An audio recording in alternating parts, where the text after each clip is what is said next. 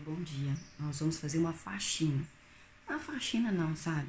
Tem muito tempo que eu não dou uma arrumada aqui na cozinha, que eu não varro lá fora, porque por causa dos meus estudos, por causa do meu trabalho. E também, gente, com esse negócio de coronavírus, né? A gente fica meio que assim, sei lá, sabe? Sem saber o que fazer, tem hora, né? Nossa, deu uma espinha aqui de novo, olha. Mas vamos lá, porque tá muito quente. Aqui tá com mais de 40 graus. Vamos varrer aqui.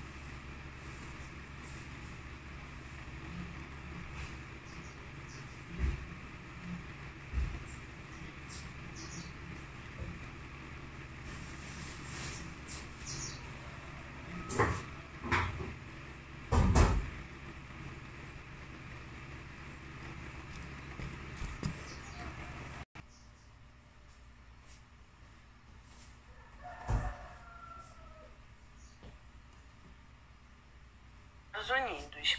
Jamie cresceu em uma família grande, ela vivia com sua mãe, seu pai e seus irmãos gêmeos. Ela era muito íntima de sua família, amava seus irmãos, amava seus pais. E todos que a conheceram na época da infância e da adolescência disseram que ela era uma menina muito corajosa e muito aventureira, porque ela sempre gostou de escalar, montar a cavalo e praticava diversos esportes no colégio. Como eu disse, ela era muito unida com sua família, principalmente com a mãe. A mãe de Jamie era uma de suas melhores amigas, ela contava exatamente tudo pra ela. Tanto que quando Jamie acabou o seu colegial e foi morar em uma outra cidade com uma amiga para dividir as despesas, ela nunca cortou laços com a família, estava em contato com eles frequentemente. E praticamente todos os finais de semana, Jamie ia até sua cidade, até a casa de seus pais e ficava o tempo inteiro com eles. Ela também prosperou em seu trabalho. Jamie conseguiu um emprego em uma das maiores empresas de tecnologia do mundo e ali era considerada uma pessoa incrivelmente responsável e organizada, com um incrível potencial para crescer. Em 1986, Jamie conheceu um homem chamado Steven. Eles se conheceram e ela logo ficou loucamente apaixonada por ele. Eles se encontraram algumas vezes, começaram a namorar.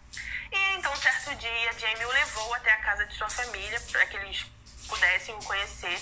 E assim que chegou ali, Steven não deu muita bola para a família de Jamie. Ele ficou agindo como se quisesse ir embora a todo momento. Mas naquela ocasião, os pais de Jamie nem ligaram pra isso, porque eles achavam que ele era só mais um namoradinho que Jamie estava levando pra eles conhecerem. Steven nasceu na Califórnia, assim como Jamie, ele também cresceu em uma família grande. O pai dele tinha bastante experiência em negócio, mas como ele não estava conseguindo emprego nessa área, ele trabalhou por anos como pedreiro, porque ele não tinha medo de trabalhar duro. Em certo momento de sua vida, os pais de Steven se mudaram para Washington. Quando eles chegaram ali, o ramo de construção estava em alta e então o pai de Steven teve uma ideia. Ele criou uma empresa nessa área e por isso ele prosperou demais e se tornou um homem rico e com bastante posses.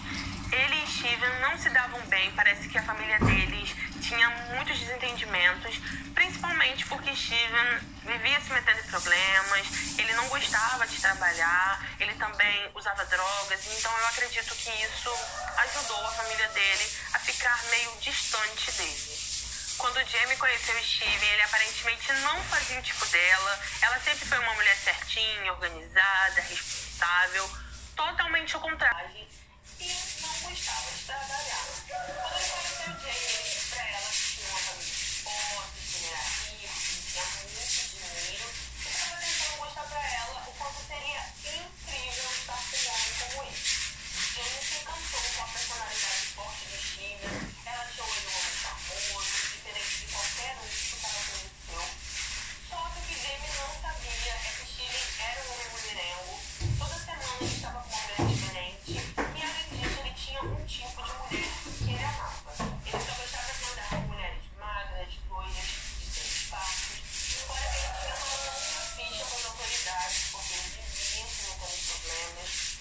Ele já tinha sido preso diversas vezes e ele tinha uma personalidade difícil de lidar. Ela foi conhecendo um pouco mais de Steven quando eles começaram a namorar. Logo ele foi mostrando quem ele era. Ele perguntou a Jamie sobre seus antigos nomes, principalmente para um ex-namorado de Jamie, e quando ela terminou, eles ficaram muito amigos. E ele ficou enchendo o saco dele ao ponto de Jamie ter que ligar e pedir desculpas por isso. Ela achava aquilo aceitável, ela achava que Steven estava com ciúmes, que ele amava tanto que precisava fazer aquele tipo de coisa. Como eu disse pra vocês, Jamie morava num apartamento que ela dividia com uma amiga. No mesmo prédio que ela morava uma outra mulher que já tinha tido um caso com Steven. Então, quando ele ia visitar Jamie, às vezes ele passava na casa dessa mulher, as duas sabiam uma da outra. Só que chegou um certo momento que essa mulher pediu pra Steven parar, que ela não queria que ele fosse mais lá. E então ele se irritou, bateu nela, ela chamou a polícia, conseguiu uma ordem de afastamento contra ele. Jamie ficou sabendo de tudo aquilo, mas continuou namorando com ele. Com o passar do tempo, Jamie pintou seu cabelo de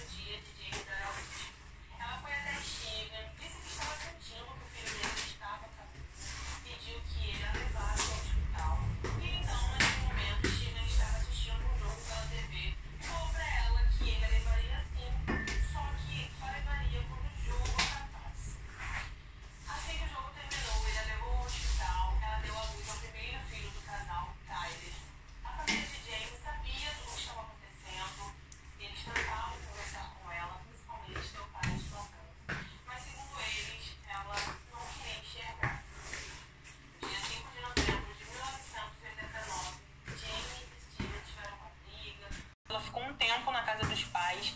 Enquanto estava ali, Steven enviava flores, chocolate, ligava, dizia que a amava. E após algum tempo, ela voltou. Mesmo voltando para Steven, ela já não era mais a mesma pessoa. Ele percebeu que ela já não estava tão apaixonada assim. E então, em 1990, Steven levou um amigo para sua casa, o nome dele era Joey. E em algumas matérias se diz que Joey já era amigo de Steven, e em outras matérias se diz que eles tinham se conhecido há pouco tempo. Parece que Joey era casado e estava com problemas em seu casamento. E então, por isso, ele foi passar uma temporada na casa de Steven. Assim que chegou na casa da família, Steven começou a dizer para ele e para Jamie que eles deveriam ter algo, que eles poderiam fazer algumas coisas juntas, se é que vocês me entendem. E em algumas matérias se diz que Jamie não aceitou, porém em outras se diz que ela acabou cedendo aos caprichos de Steven. Durante tudo isso que aconteceu entre eles, Steven gravou tudo. Só que olha só, essa parte é confusa sim, então, por favor, eu gosto de falar pra vocês tudo que tem nas matérias, tá? Então, em algumas matérias se diz que teve algo entre os três, e em outras que teve algo somente entre Joey e Jamie. De qualquer forma, em alguma dessas situações, Steven gravou, só que o que ele não esperava era que Jamie fosse se apaixonar por Joey. Quando ele estava ali na casa da família, eles começaram a conversar mais, ela começou a contar tudo o que acontecia com ela, tudo que ela vivia. Joey começou a ser mais íntimo de ficar casada, ela vivia traindo Steven, e eles até quiseram mostrar uma fita que Steven gravou dela e de Joey, naqueles momentos que eu falei pra vocês no meio do vídeo, mas o juiz não deixou ele mostrar essa fita ali.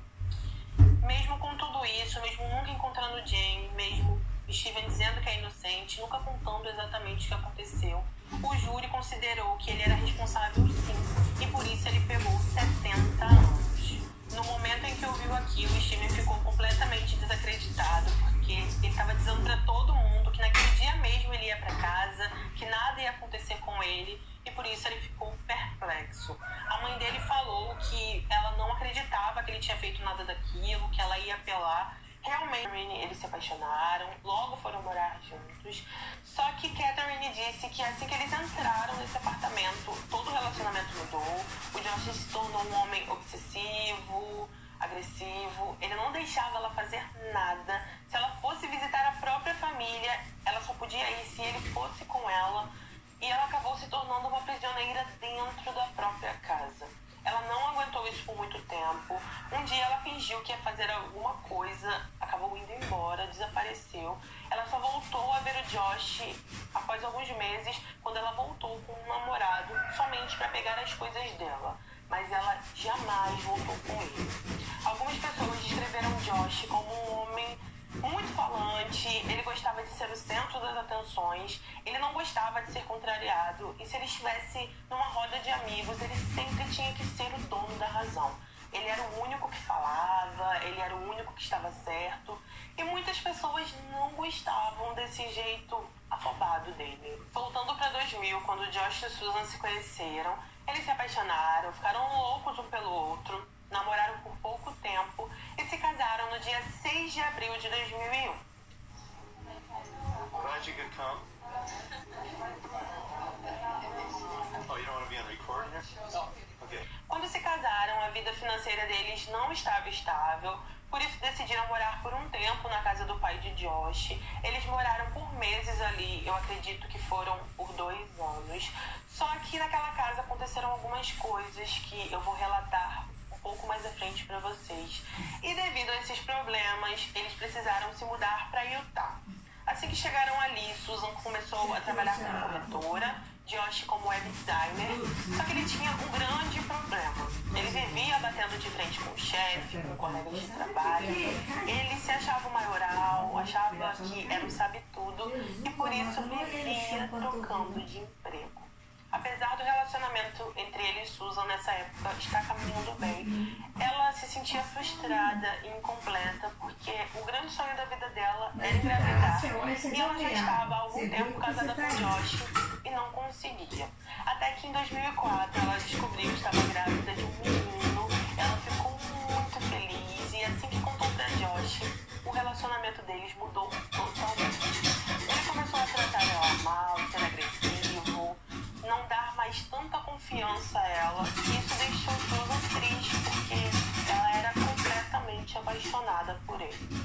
Ela achava que com o tempo as coisas iriam melhorar, que ele iria mudar, mas infelizmente, conforme os meses se passavam, ele ia ficando cada vez pior. Em janeiro de 2005, quando Susan entrou em trabalho de parto, os pais dela estavam na casa deles e assim que o pai contou para Josh, ele disse que era para eles levarem Susan para o hospital, que ele ia resolver algumas coisas no computador e depois iria até lá. Ele demorou 2 horas para chegar ao hospital, depois que Susan já estava lá. E assim que chegou ali, Josh se sentou em uma poltrona, ficou mexendo no notebook. E foi aí que o pai de Susan ficou louco. Ele falou para ele que ele tinha que sair dali imediatamente e ficar ao lado da esposa, porque o filho dele estava prestes a nascer. Josh, então, finalmente fez isso. Então, Susan deu à luz a seu primeiro filho, Charlie. Em 2007, ela deu à luz a seu segundo filho, Brandon. E, apesar de estar feliz e completa com seus filhos, o relacionamento deles só ia ladeira abaixo. Por causa disso, Susan chegou a conversar com os líderes de sua igreja. Eles chamaram Josh para fazer uma espécie de curso e conversar sobre o que estava acontecendo. Josh começou a ir no início, mas depois ele parou de ir e tudo foi ficando cada vez mais complexo. Os filhos de Josh e Susan tinham uma babá que ficava com eles durante a semana enquanto os pais trabalhavam. E era a rotina de Susan levar as crianças todas as manhãs até essa mulher que trabalhava em uma creche. E ela fazia isso todos os dias, religiosamente. Até que no dia 7 de dezembro de 2009, ela não apareceu. Essa babá achou estranho, porque Susan não era o tipo de pessoa que simplesmente não aparecia. Ela sempre ligava antecipadamente para avisar se alguma coisa fosse acontecer, coisa que ela não fez. E então essa mulher resolveu ligar para o trabalho dela para saber o que tinha acontecido. Assim que ligou, ninguém atendeu. Ela resolveu ligar para o trabalho de Josh. Eles até atenderam, mas disseram que Josh não apareceu para trabalhar naquela manhã de segunda-feira. E então ela ficou em estado de alerta e resolveu ir até a casa do casal para ver se estava acontecendo alguma coisa. Assim que chegou ali, ela bateu, tocou a campainha, chamou, ninguém atendeu. Ela então resolveu chamar a mãe de Josh, que morava próximo. Ela fez a mesma coisa e ninguém apareceu.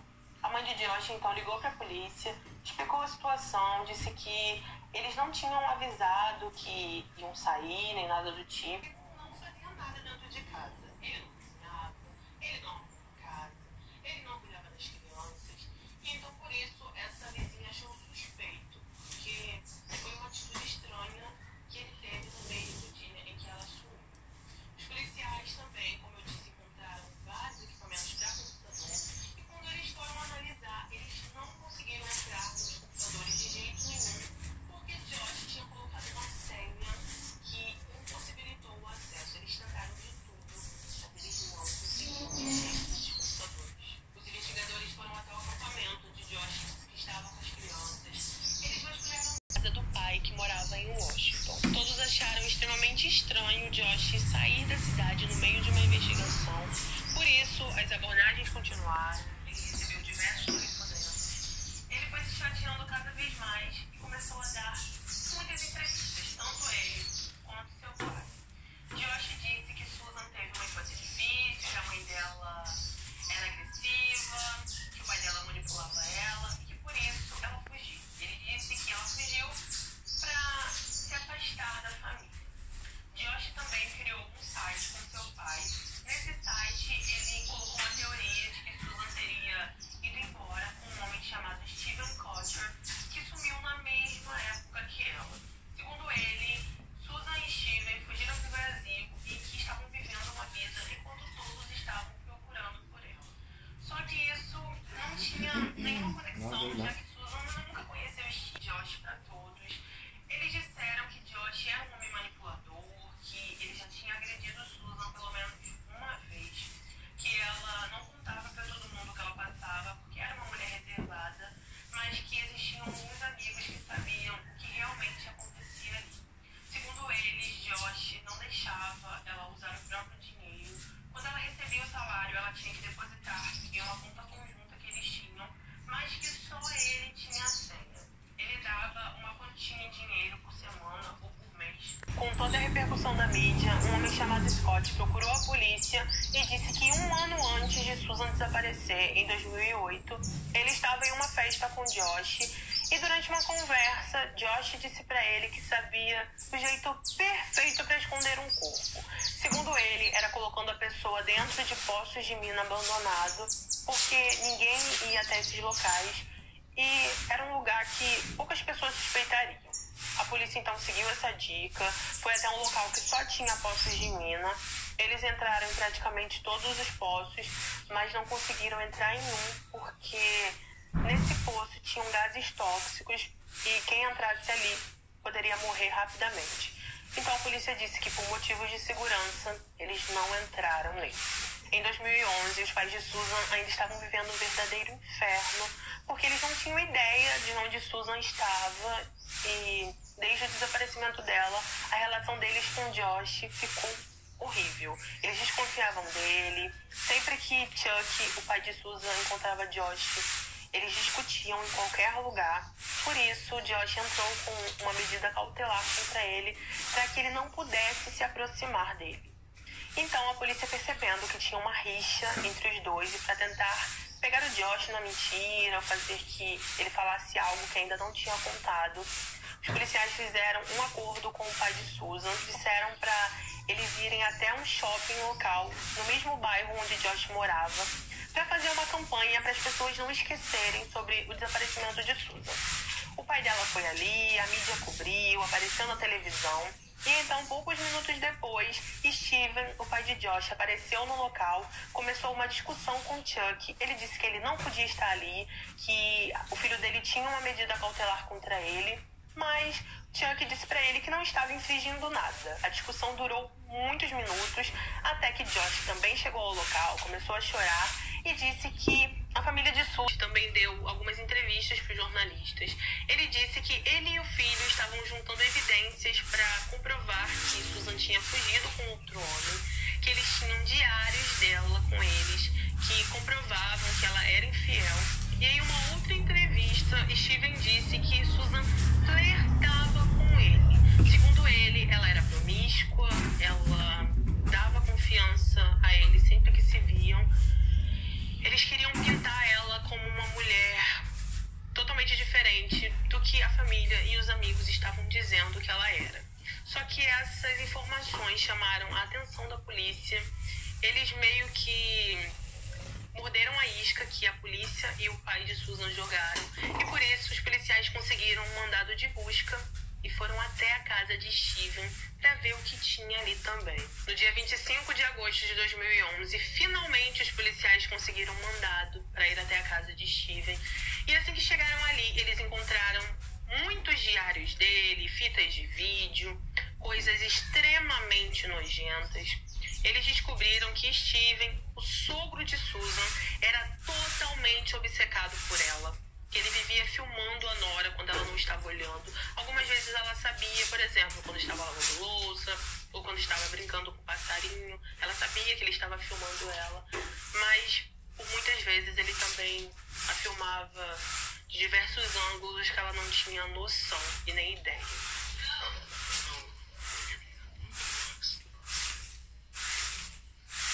Ele seguia Susan pela cidade quando ela ia ao mercado, quando ela ia fazer alguma coisa, até quando estava com o próprio filho dele, ele a filmava e ficava dizendo coisas nojentas. No diário dele, ele dizia o quanto ele se masturbava pensando nela. E quando os policiais abriram um armário que tinha ali, eles encontraram algodão com esmalte que Susan tinha feito a unha em casa e deixado. Ele pegava, colocava em uma sacola e catalogava. Encontraram absorventes usados de Susan, calcinhas dela, muita coisa dela que eles acharam ali. Eles descobriram que Steven tinha uma carreira de cantor secreta e que ele tinha feito diversas composições para Susan. Uma amiga de Susan relatou que ela já tinha contado sobre seu sogro e que o verdadeiro motivo para ela ter saído daquela casa e se mudado para Utah foi exatamente por causa disso. Eu acredito que ela não tinha noção do quão obcecado ele era, mas ela sabia que ele dava em cima dela e que ele era nojento. Segundo a amiga dela, Susan disse que ele era desprezível, que Ele dava nojo, que ele era um homem asqueroso, que tocava ela de uma maneira estranha, que a olhava de uma maneira ridícula. Não estou conseguindo achar palavras para dizer para vocês. Susan dizia que às vezes estava no banheiro e percebia que ele colocava câmeras por baixo da porta ou espelhos para observá-la. Ela chegou a contar para Josh, ele não deu muita confiança na época também. Até que o pai dele, o Steven, chegou para Susan e disse para ela que estava apaixonado por ela.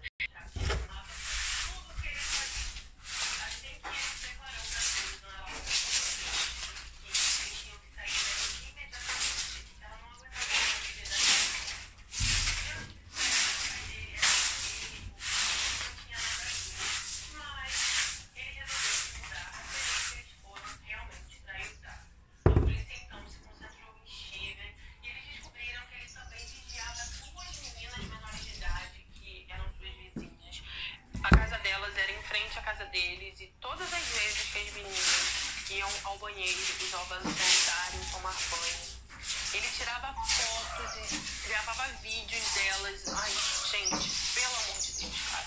Ele tinha muita pornografia infantil em casa. Esse homem era completamente asqueroso. Por causa disso, os pais de Susan entraram na justiça para tentar pegar a guarda dos netos, já que por muitos meses eles ficaram ali com Josh, morando com o avô. No dia 22 de setembro de 2011, por causa de tudo isso, Steven foi julgado e ele acabou pegando 7 anos de prisão por voyeurismo e pornografia infantil. Sem um rumo para seguir nas investigações, já que Josh não falava nada, Steven não falava nada, um dos investigadores decidiu ir até o antigo emprego de Susan para conversar com o patrão e os antigos colegas de trabalho dela. Assim que chegou ali, ele falou com todos e acabou descobrindo que Susan tinha um cofre na empresa. Ele lembrou de uma pequena chave que eles encontraram na bolsa de Susan assim que ela desapareceu, e ao testar essa chave ali, ela abriu o cofre. Ninguém sabia da existência desse cofre, nem a família, nem os amigos dela, muito menos Josh. E assim que esse investigador abriu, ele viu que ali tinha fitas de vídeo e uma carta. Nessas fitas de vídeo, Susan mostrava tudo que tinha em sua casa, ela documentava tudo que Josh tinha comprado e dizia o quanto estava insatisfeita com seu casamento. De acordo com uma amiga de Susan, ela fez isso porque certa vez ela foi conversar com um advogado e contou tudo o que estava acontecendo em sua casa. Disse que Josh dizia que iria fugir com os filhos, que iria se separar dela e ela ia ficar sem nada. E então esse advogado disse para ela filmar todos os bens da família, porque se ela decidisse se divorciar, ela teria como comprovar tudo que foi comprado com seu dinheiro por Josh. Porque ela tinha medo que ele escondesse de alguma forma e realmente ela ficasse sem nada. Porém, o advogado também pediu para que ela escondesse seus filhos, para que eles não soubessem qual era a intenção dela. Segundo essa amiga, ela não aguentou guardar tudo em segredo e chegou a confrontar Josh, dizendo que se o relacionamento dos dois não melhorasse até abril de 2010, ela ia pedir o divórcio. Ou seja, ele tinha noção do que Susan estava pretendendo até então. Dentro desse cofre, eles também encontraram uma carta. Na parte da frente estava escrito o testamento de Susan e na parte de trás dizia que essa carta era endereçada aos amigos e familiares dela, menos a Josh, porque ela não confiava nele. O conteúdo dessa carta dizia tudo que ela viveu com ele, ela dizia que não estava no relacionamento feliz, ela entregava a guarda dos filhos aos pais e dizia que se algo acontecesse com ela, não era para a polícia acreditar em Josh, e mesmo se parecesse que era um acidente, não era para eles acreditarem, porque Josh provavelmente estaria envolvido.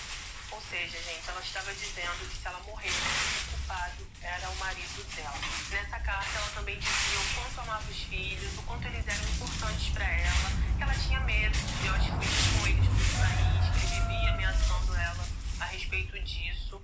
Ela assinou o final da carta e essa assinatura foi analisada, né? Eles compararam com os documentos dela e disseram que sim, era a assinatura de Susan, fora que eles também analisaram a caligrafia e como a polícia estava em posse dos diários dela, eles puderam comparar e disseram que sim,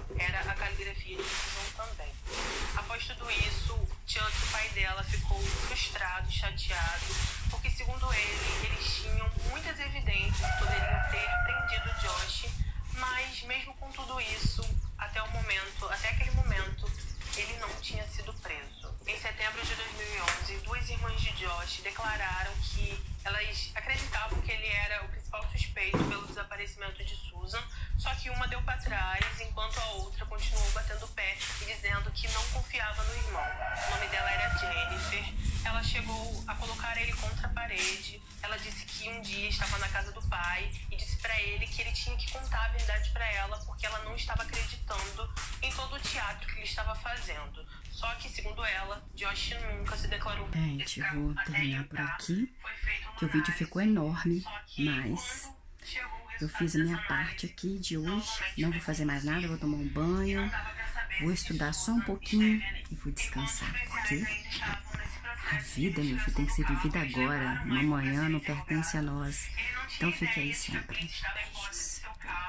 Ó, se inscrevam, tá bom?